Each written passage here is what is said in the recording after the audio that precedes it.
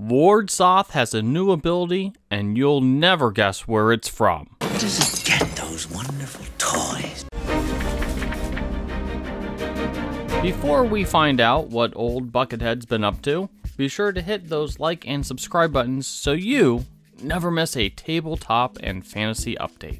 It's not exactly a surprise that Soth is coming back. After all, he's on the cover of the adventure and also the other cover of the adventure, and I'm pretty sure the other cover of the adventure. But we did find out that Soth has a nifty new ability that we've never seen before. Soth now has the ability to resurrect death dragons, which are making their first 5e appearance in the upcoming Dragonlance adventure. And the Death Dragons have a cool new ability. Well, cool if you're a dungeon master.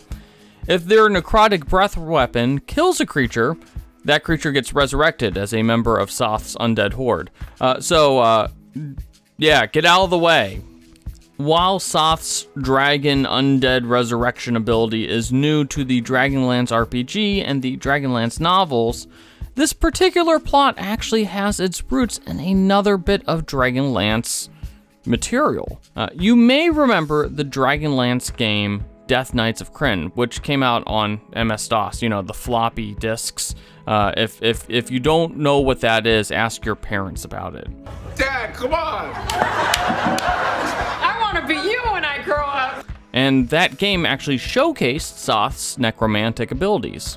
Death Knights don't typically have the ability to raise the dead in 5e, but Soth is special. He's the Death Knight. It makes sense for him to have some extra cool abilities. We'll find out just how much necromantic, Death Knight-y goodness Soth has when the Dragonlance adventure comes out in December. Moving on, after nearly 3 years, material for the Star Wars role-playing game is back on shelves. Many fans might not have realized it, but rulebooks and era sourcebooks for the Star Wars role-playing game have been kind of scarce since 2019, and that's when Asmodee quietly stopped printing books for the RPG as part of this wide-ranging shakeup amongst its various studios.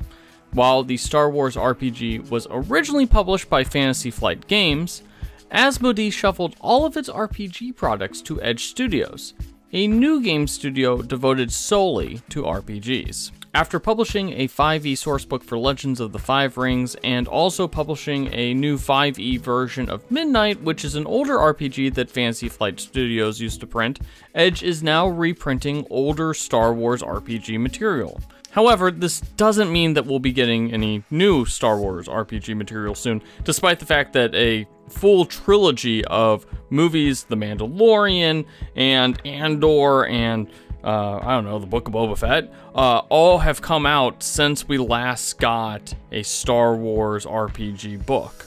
While the Star Wars RPG was one of the best-selling tabletop RPGs when it was coming out with regular new material, Edge Studios has been surprisingly non-committal about the possibility of new Star Wars books. In fact, they even have said that nothing is in development. Who knows, maybe if these reprints sell well, they might change their mind and we could get a source book for the sequel trilogy, or Andor. I really like Andor. They're so proud of themselves. What are you more excited for? Star Wars reprints? Or Lord Soth bringing back dragons as undead creatures that can kill you in many different ways? Let us know in the comment section, and be sure to like and subscribe the character sheet.